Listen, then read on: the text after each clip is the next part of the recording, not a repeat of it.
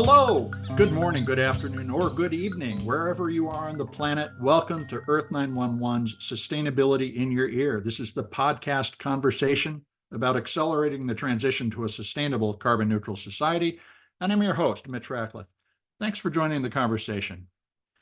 You know, the built environment, particularly office buildings and other urban facilities, are responsible for 39% of the global energy-related carbon emissions, according to the World Green Building Council. And about a third of that impact comes from the initial construction of a building, while the other two-thirds is produced over the lifetime of that building through heating, cooling, providing power to the occupants, and all the other energy uses involved, as well as the materials that come and go from the building. Our guest today is leading a key battle to reduce the impact of the built environment. Rob Bernard is the Chief Sustainability Officer at CBRE Group Incorporated, which manages more than $145 billion worth of commercial buildings and provides logistics, retail, and corporate office services to more than 62 million square feet of space. Rob cut his sustainability teeth at Microsoft, where he served as its chief environmental strategist for 11 years. That was while the company was developing its world-leading approach to sustainability and collaborating with other tech giants to lobby for policy and funding to accelerate environmental progress. We'll talk a little about Microsoft, but mostly about CBRE's sustainability solutions and services for commercial building owners and companies. Rob has more hands-on experience with day-to-day sustainability management than most people, and after an earlier conversation we had, he was gracious enough to join me for a conversation on the show. You can learn more about CBRE and its sustainability solutions at CBRE.com. Now, let's get to the conversation after a brief commercial break.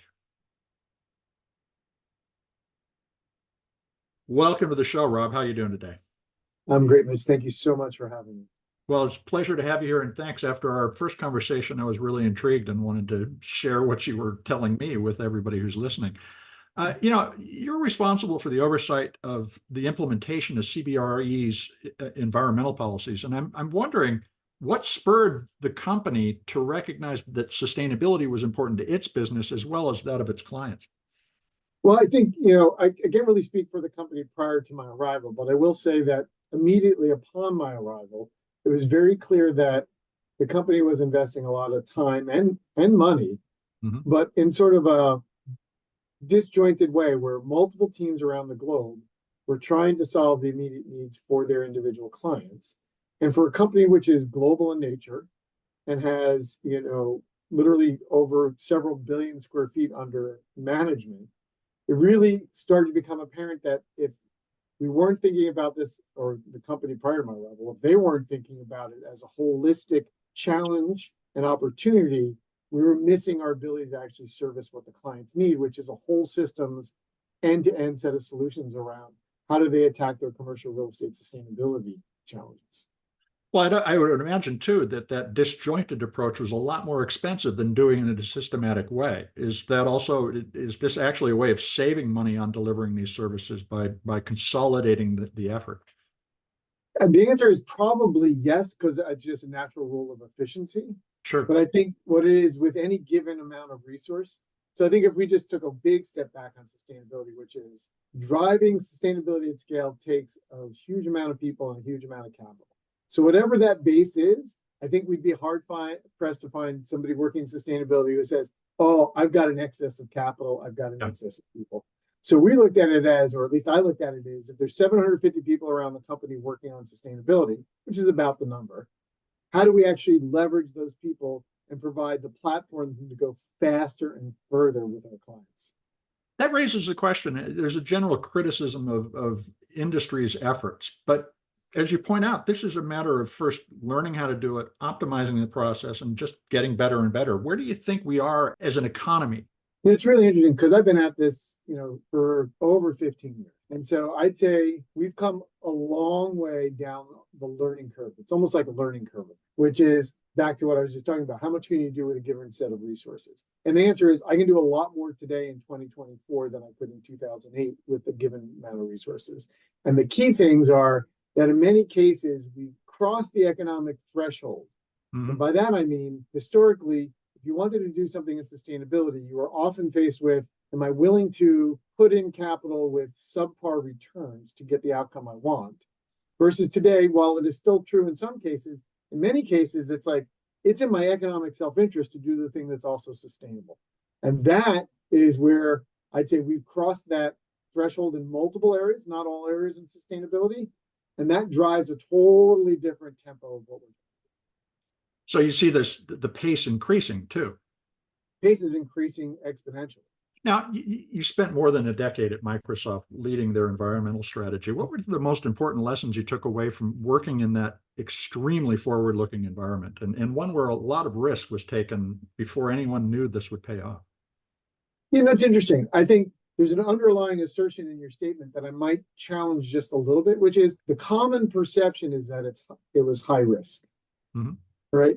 But if you sort of flip the narrative a bit and say, well, if we know that there's an inevitability to a long-term outcome, right? So even back in 2008, it wasn't like climate science was a mystery. And it wasn't like, because the European states were implementing different kinds of carbon schemes. So there was almost a certainty, it was certainly a high probability that a few things would be true. There'd be more regulation, there'd be more pressure on companies, there'd be more capital flow. So the question is, when's the right time to jump in with both feet and go as fast as is prudent, right? And so maybe there was risk in an individual decision taken in 2010, which you would do something different in 2024. But from a conceptual level, the sooner you get going, provided you're not on the bleeding edge, there's a big difference, bleeding edge, leading edge. I think it's all on what your time horizon is for risk. I have the impression, though, that at Microsoft, you were on the bleeding edge. What was that like? It was fascinating. It was fun. It's nice of you to say, I don't know if we were on the bleeding edge, leading edge. I'd say we were somewhere in that zip code.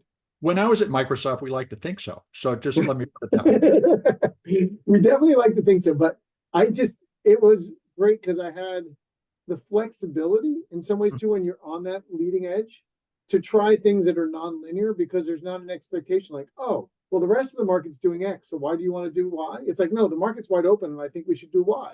What do you all think? In some cases, the company's like, no, we shouldn't do Y, we should do Z. But in other cases, they're like, yeah, go try it, see what happens. And then the market goes, oh, that worked well, we should follow. And yes, that made Microsoft, feel good about the investments we had made, because we did establish a leadership position by trying new novel approaches to things that, frankly, nobody had done. So there was no learning to do from other people. At Microsoft, a lot of that focus was on things like data center efficiency and so forth. Obviously, there was a lot of work on campus in terms of lowering the impact. But what's the difference between working at CBRE on the built environment specifically, and what are the new lessons you're learning from that? I think a lot of this stuff is behavioral. It's not, it has technical components to it. It's got business model components to it. There's a lot of things here. But I think changing behavior is the similar, like if I'd say what are the parallels, one of the top parallels is, how do you get around the other side of the table to whatever stakeholder you're working with? So whether that's tech, it's in the tech side, or where I am now, it's on real estate, and understanding, well, what's their motivation likely to be, and how do you actually change that? Right. So that's where I think there's huge parallels of saying, forget the topic areas and the actual specifics. How do you make it in people's self-interest to simplify the decision-making so that they move in the direction of sustainability, regardless if it's commercial real estate or data centers, which is kind of the intersection between my old world and my new world, or it's something else? And that is where I spend a lot of my time, is trying to unpack and understand, how do we change behavior at scale?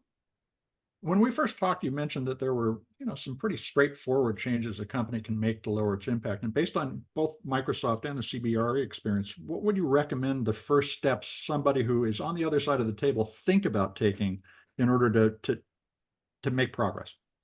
Well, the first step, and this holds true regardless of how mature or not a company is how good is your data? Right? So I think most people think, well, I've filed, or my predecessor has filed a carbon disclosure, or it's now project, or it's now called CDP, or I've complied with these regulations, or I've sent something to my shareholders and I have a CR report. And I think, oh, that reflects my carbon.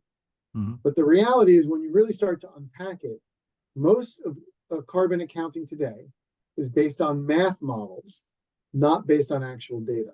So the first thing I sort of like to talk about with clients is, well, help me understand how you're gathering the data. And a lot of times the clients don't know. They go, well, I get this data and like I look at my energy use. I'm like, well, are you looking at energy use based on a model? Or do you actually have meters in all of your space? And it turns out most places don't have meters. Yeah, Like, they probably never asked that question before. right. And, I get it, which is if somebody gives you a piece of paper and says you've used so many kilowatt hours across 100 offices around the world, you tend to think, oh, that's what I've used. But the reality is actually often very, very different. So if we're not starting from that, then I can't tell you that building 1 versus building 21 has massive opportunities for improvement. I'm just guessing because that's not really your energy. So I've got to start with that fundamental tenet. Like, do we have real data? So you need to be a sniper instead of using a shotgun to solve this problem first. Yeah, but the patterns are pretty similar. So it is back to the behavioral thing, which is, hey, let's just have a conversation on what you know and what we think we know. And let's start understanding philosophically how you want to build your scaffolding to have a plan here. And the first thing is, how committed to you actually using real underlying data are you to get at the problem and the opportunity, right? Because once you start to unpack this, what is often true, people are actually overstating their carbon, right? Because they're using industry averages. Well, 50% by definition of society is below the average. And if you're in a room where you've already been focusing on sustainability and you're leaning in, the odds are pretty good that you're below the median point. So it's encouraging sometimes when people actually, and this is true even at CBRE when I started to dive into the data, is as we prepare our numbers for this year, we're finding that in a lot of places we had actually overstated our energy use and our carbon use. So let's talk a little about CBRE's goal. You have a net zero emissions by 2040 goal. Where are you in terms of progress toward that? Depends on where we are on the planet and which segment and which sector we're in. Okay. Right? And this is the nature of sort of, I'll call it nested goals, which is my company has a goal which is highly dependent on the behavior of our clients. So if you were a client of ours, I'd say, hey, I happen to know that you guys are super focused on sustainability, but if we came to you and said, hey, here's a pathway for you to get to net zero by 2030, 2035, whatever it is, you still have to make the decision to say, yes, CBRE, I'm going to undertake those behavior changes and or financial changes and or contracts to decarbonize my environment. I'm going to replace my lighting and replace my HVAC. And we can give you the information that shows you the economic model that says the IRR is high and the payback's great, but ultimately you have to make that decision. So your goal, your net zero goal, is across not just CBRE's operations itself, but all of your clients as well? Most of our clients, by and large, yes. Okay. Besides carbon emissions, what else are you working to reduce in terms of the environmental impact of the built environment that you manage? Yeah, so we've increased our investment in a couple of areas. One is circularity. So CBRE is also one of the largest construction. I think about project management of renovations of buildings all over the world. And so we've done a good job, but I think there's another level we can get to around circularity. That also ties back into not just landfills and waste, but it also ties back to carbon because you get a lot of carbon emissions when you're putting stuff in dumps. Sure. So that's an area. We are looking at water, depending on where we are, like in the UK, there are actually regulations which require our clients and therefore us as their advisors to work a lot on nature and biodiversity. There's a whole bunch of topics depending on where you are, where regionally you may have a requirement to do something that another part of the world doesn't even focus on. Well, recognizing that geographic contextuality, what would you say CBRE's primary goals are? When you sit and talk about what the organization wants to accomplish, how much does beyond carbon, water, biodiversity, circularity play into the conversation? They all play, but I'll just say that the lion's share is around how do we decarbonize the built environment across the globe. In one way, shape, or form or another, like CBRE touches about 7 billion square feet of real estate around the world.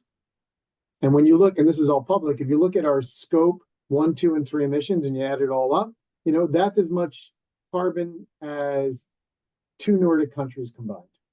So wow. The scale is pretty large.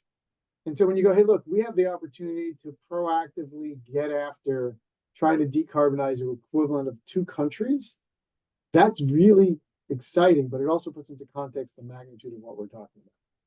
Well, and does it also reflect the fact that basically heating the planet is the primary problem, the most urgent one we have to address, and so you're focusing on that?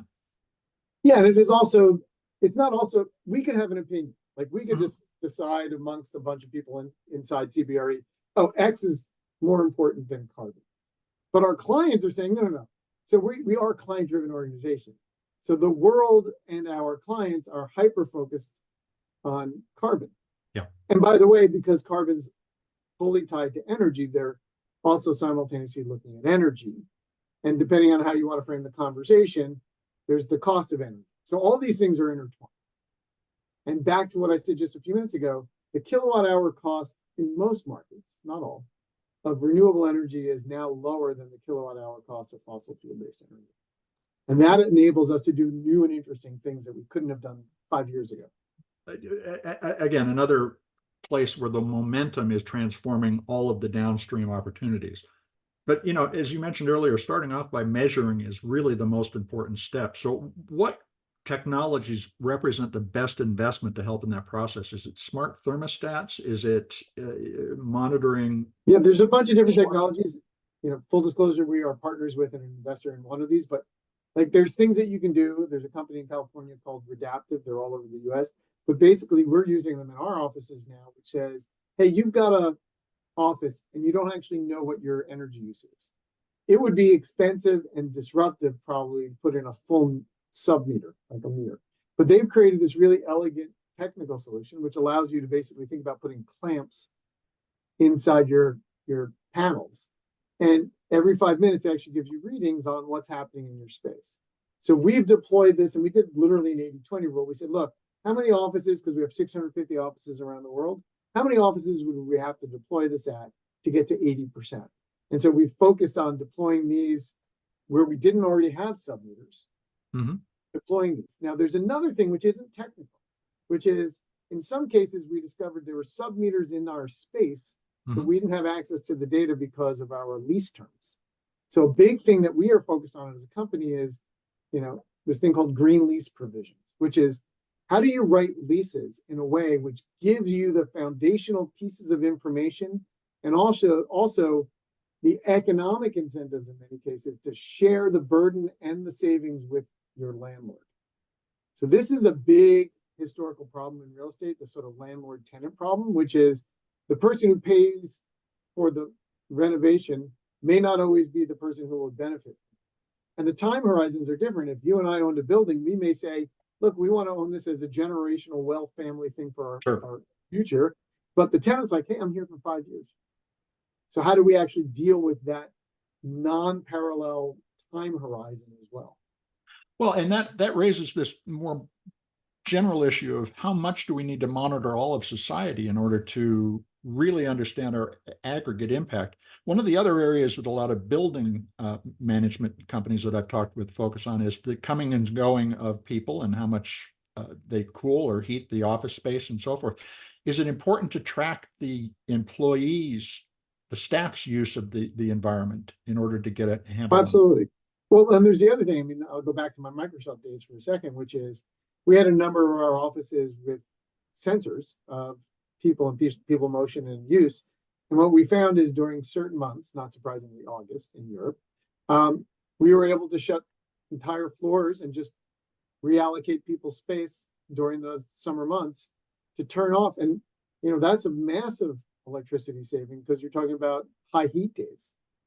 Interesting. So back to culture. If you don't have a culture of hoteling, in other words, you can move from office desk to desk in order to get your work done, but everybody covets their corner office with the view.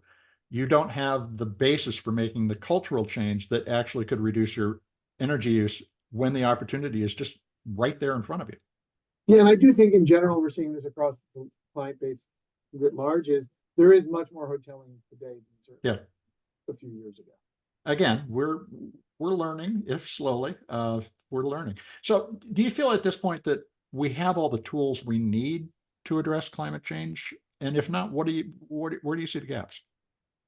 Tools is an interesting question. If I were to reframe it a little bit, which is, do we have the policies, the infrastructure, the scale we need? No. Okay. Right. So, but let's look at if we wanted to put solar on the rooftop of more buildings. Well, depending on the policies in a given state or country, we either find it to be a wonderful economic opportunity or a terrible opportunity. Technology is the same. It's the same solar panels. It's the same roof support systems. So the underlying thing is not the technology, it's the context. So policy is consistently lagging. Is that simply a function of? No. In some cases, it's the opposite. Like, Okay. I'm on the East Coast in New Jersey. The policy is great for these things called SRECs, and so it's created a boom for people to want to invest in solar in New Jersey. And it's not the only state. I'm just using that as an example, right? So policy cuts both directions. I mean, the IRA is a great example of how it's totally spurring a lot of innovation and a lot of investment. This is a great conversation. I want to take a quick commercial break. We're going to be right back.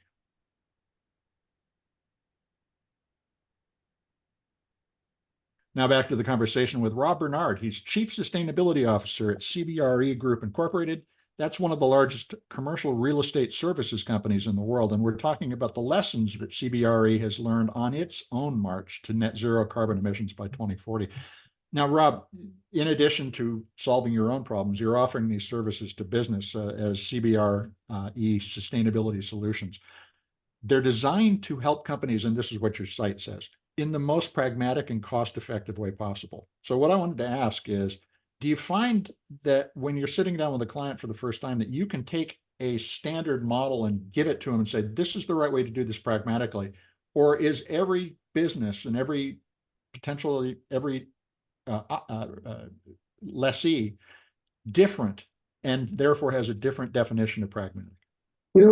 It's a great question. So I think across a broad base of clients, and it's not just occupiers, it's also the landlord/owners, right? Is what are the patterns? Organizations tend to fall into those patterns. So while your company might be different than my company's still like 100 other companies, as is yours. Right. So that when we have that pattern recognition, and the question is, can we, and we think the answer is yes, can we create a process which is standard? And there what we said is, okay, what do we know to be true? We know that the outside world, the complexity is logarithmically growing. There's California regs now, the SEC, which may or may not get passed or may not get sued. There's this thing called CSRD, and if you're in certain countries, like I mentioned before, in the UK, you have biodiversity things. So the context in which you operate, especially if you're a global company, varies across the board. But what do we know? We need to actually map what you're trying to achieve and what you are legally obligated to achieve against your current state and then plan out your future state. So the first thing is to say, look, you've got this increasing complexity. Let's just simplify this and say, look, let's have a strategic blueprint. Literally just, what do I have to do by what time frame? It's 2030, 2035, 2040, 2050. That's kind of the standard time frames. Great. Now, how do we actually, let us, in fact, because we see this complexity all over the world, let us map you for all of your assets against everything that's happening in every market you operate in. And then that reveals, well, what work should I go do to intervene? Where do I replace lighting? Where do I go do repairs and maintenance and other things which help me drive efficiency in an economic? You know, what I hear are echoes of something that was a practice at Microsoft. We had a group called Patterns and Practices, which in order to build one set of software which would address as wide a range of companies and customers as possible, we applied patterns and we looked at the practices that they would be supporting. Are we also, as we become more digital and as we become, especially now that AI is on the rise, do we have a new set of tools and a new way of thinking that we need to propagate across the entire economy in order to really make it to turning around the climate crisis? I don't know if it's a new way of thinking as much as it is a new set of tools to accelerate the outcomes, right? So if historically I would have been able to send a bunch of people to your building and have them crawl all over the building to come up with an assessment and say, hey, Midge, here are the things that I generally think you should do. And now we're going to double click and like really go deep and have engineers. I can digitize a lot of that first step, right? So now I can look across 100 buildings in a fraction of the time it used to take me to look at one building. So while our outcome and our desire didn't change, our speed of execution changed dramatically. That's where I think the big transformation is going to come, which is, hey, if you had 1,000 locations, which a lot of our clients do around the world, or 10,000, and you wanted to look across all of your leases to know, like, well, where can I actually make interventions now? And how do I think about where I have opportunity? Imagine trying to do that manually, or even with search versus using AI to actually comb across these 10,000 leases. So those are the kinds of things I get super excited about, the advances in tech. Now, one of the other services that you're offering is supply chain consulting, and particularly focused on reducing Scope 3 emissions, which are the toughest nut to crack. How are you engaging your own supply chain to collect emissions and other environmental data so that you can focus on reducing your Scope 3? I think a lot of people would like to hear about that. Yeah, so we have this partnership and also an investment in this company out of Europe called Emitwise.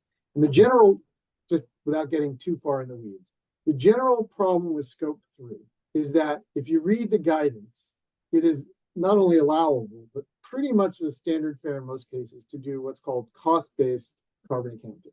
Yeah, so every dollar spent was on the same amount of carbon. So the example I always use is you got office furniture. I could go buy, in fact, I could go buy used equipment, which the carbon has already been spent for, let's call it 20, 30, 40, 50 years. Or I could go buy a new chair. Or I could go buy a chair that's made of upcycled materials. And all that matters in today's carbon accounting is how much did I spend? Yeah. So if I buy this great upcycled chair and I spend, let's say my budget is $1 million this year for office furniture, and I say, oh, I'm willing to pay a premium CBRE, I'm going to spend 1.2 million. And you come in and you say, hey, I only want to spend 800,000 because my, P&L is tough this year. I'm actually going to have more carbon than you, even if you bought a petrochemical based plastic piece of furniture with high carbon and high import, and I bought a locally sourced upcycled chair. That's the state that most people don't realize. And so what we say is, hey, we're going to help you mathematically move from one way of accounting to carbon to another. And then what that says is, oh, and that allows us to meet with your suppliers and say, look, if you want to continue to supply to our client, these are the things you're going to have to do in order to get over the sort of accounting principles and then actually make measurable improvement in your carbon. That's a lot of leverage. How do the companies in the supply chains respond to that when you give them that sort of an ultimatum? I think we'll find out over time. And it's less of an ultimatum, which is you're free to do whatever you want. Like, sure, you can write supply, and a lot of our customers will continue to buy services, but there is a growing chorus of companies who care about this. And so it's back to the conversation we were having just a little while ago about, like, look into the future, pick a date, 2030. Do you think most companies are going to want to know the Scope 3 implications of their supply chain, even if they don't today? The answer is probably yes. Great, let's start that journey now so that 6 years from now, you're not panicked.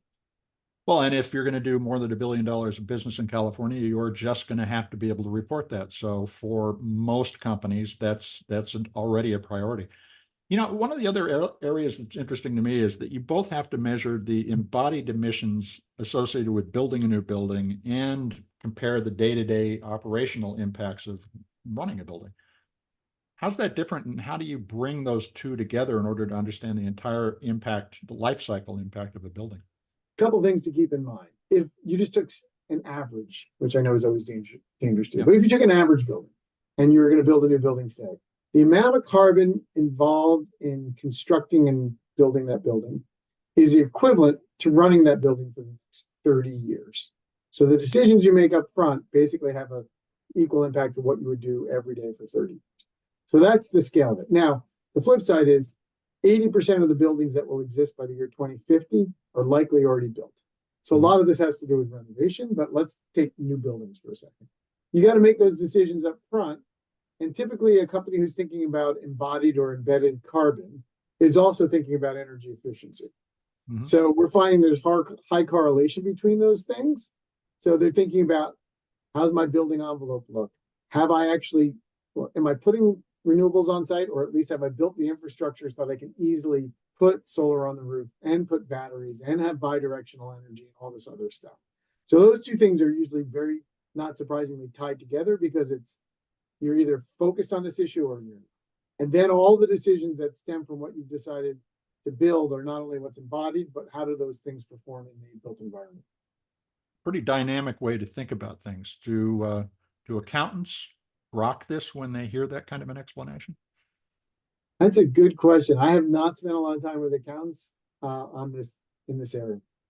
Well, lucky you. We talked about renewables and the fact that the price is already below a fossil fuel generated kilowatt hour in terms of cost. And the question is, do you see that the grid is up to the challenge of bringing that renewable energy from all the places that previously were not connected with long haul, high capacity lines? Are you concerned about the ability to ramp up renewables in the face of the demand that you see in the commercial real estate space? The market certainly thinks and is proving that it is a challenge. But part of the challenge, it's interesting, two somewhat diametrically opposed schools of thought on this. One is, especially with the rise of AI and data centers, that we're going to see a significant, in fact, a very significant increase in data center energy requirements around the world. That's a true statement, right? It's just absolutely straightforward now. So therefore, grids are going to start to fall over because of the increased excessive demand on data centers. At the same time, there's another school of thought that says, no. Most of these data center operators are thinking hyperscale, and they're thinking hyperscale in energy as well as in data. So if they built the infrastructure in a way that's synergistic with and can actually harden the grid and act as backup to the grid, and they can do things like batch computing based on availability of clean power, you actually have a more robust infrastructure than you have today. Now, the question is, how is this actually going to play out in the market? Because either of those outcomes could be true. And the truth will probably be, depending on where you are in the world, some variation of those two things. Mm-hmm. But the initial thing is to think, well, the default state is it's going to be a massive stress on the grid. The alternative view is more nuanced. In terms of that progress, and there's absolutely no doubt that AI is going to drive a massive increase in energy requirements. Do you buy the idea that something like fusion will come online in time to fill that gap and keep the baseline load or the base load where it needs to be? Or are we looking at a crisis 5 to 8, 10 years out? I'm not sure where fusion will be. And I think our crisis horizon is, I don't know if we ever hit the crisis horizon, but I think some people would argue it's nearer than that. Should we be afraid of that? No. I mean, innovation is motivated by several factors. And I think what we're seeing is the reason that we've crossed the threshold on renewable pricing versus fossil fuel-based energy is because we were hyper-focused on innovation. Part of the reason we were hyper-focused on innovation is it's also a good investment of capital, right? So fixing the grid or it's not actually fixing. I don't know if the grids are broken. Modernizing the grid. Yeah, I think that's the right transition. Last year I saw, I forget where it came out of, but it came out of an international body. About $1.3 trillion was spent globally on renewables and associated infrastructure. People aren't donating that money. Like, there's great economic returns, and some people will lose money. Some people will lose a lot of money. A lot of people will make a lot of money on hardening up the grid, creating the transmission lines, creating the tools and technologies to enable us to transition to a far more renewables-based future. That International Energy Agency figure that you just quoted represents what we're doing on the business side. But I'm wondering, because you've been involved in this for 15 years, how have you taken what you've learned in your work and applied it at home? And what have you changed in terms of your lifestyle or where you source energy and so forth? I think folks would like to learn more about that. Yeah, and so part of it is just pure coincidence. I moved from a suburban lifestyle where I had an electric vehicle to I now live in the city and I take a subway. So like just there, part of that had less to do about deliberate choices than about circumstance. Sure. Right. So cities are in general more efficient per capita than non-cities. Right. And then there's how do I actually source and how do I eat and how do I choose to do those kinds of things? And I'm pretty dialed in. But again, there's multivariate. And this is actually, I think, a good thing. It's multivariate. I have a very, I guess, low on the carbon footprint eating lifestyle, locally sourced fruits and vegetables, not fully, but largely vegetarian, which also happens to be good for the environment, but it's also great for cardiovascular health and everything else. This gets back to the same thing that I was sort of talking about early on, which is if you're thinking about things in a holistic manner, the reason to move more aggressively towards sustainability isn't just sustainability. It's economically good. It gives you more robust systems with longer lifetime and horizons. Like it improves work styles and quality of air for people. It's like These are multivariate things that contribute to great outcomes. And part of, I think, the challenge of sustainability has been people try to mono focus on sustainability as if it's the only beneficial outcome of behavior change. And that's not true. There are so many other huge benefits of the same behaviors that we have to do a much better job of packaging what we're talking about as being much broader than just sustainability. I think that's an excellent point. You use the word multivariate.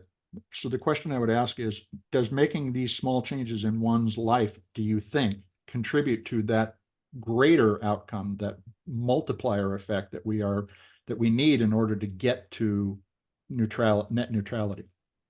Yeah, it depends on how many people do it. Like any individual in and of themselves is good and interesting, but it's the aggregate of literally millions and hundreds of millions of individuals because it sends a clear market signal, right? And we've seen that over the last decade, which is companies, not all companies, but in general, on average, companies who have focused on certain attributes around sustainability and environmental performance have tended to outperform those companies that have not. And that's not just random, that's driven by consumer demand. You've been very generous with your time. How can folks follow your work and keep up with what CBRE is doing?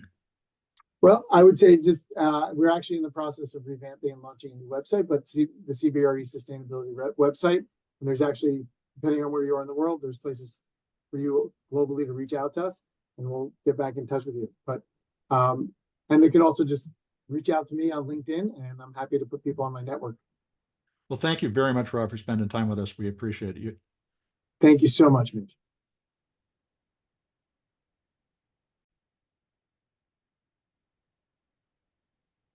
That was my conversation with Rob Bernard, Chief Sustainability Officer at the commercial real estate company CBRE Group.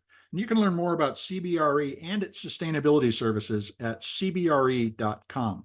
You know, there's a lot to unpack and translate for use in business, policymaking, and at home in what Rob discussed. As Albert Einstein said, doing the same thing over and over, expecting different results, is the definition of insanity. And too many of us make negligible changes rather than determined adjustments to our lifestyles. But when we turn down the heat or the air conditioning just a few degrees to change our energy profile, or switch to a vegetarian diet first for a day a week, then 2 days, then 3 days, and then 4 days a week, these small changes begin to add up, and as Rob said, send market signals that change what is offered to us.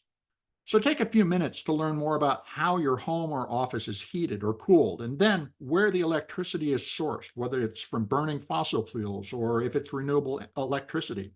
These are the kinds of measured steps that can lead to comprehensive change. Our transition to a sustainable economy is indeed a multivariate effort. We can contribute to the progress or hope someone else will do it while we continue to do the same old thing every day. And that is insane if we care about future generations. And I hope that you do. And here's an action you can take today. Share this podcast or any of the more than 460 interviews that we produced on sustainability in your ear by writing a review on your favorite podcast platform.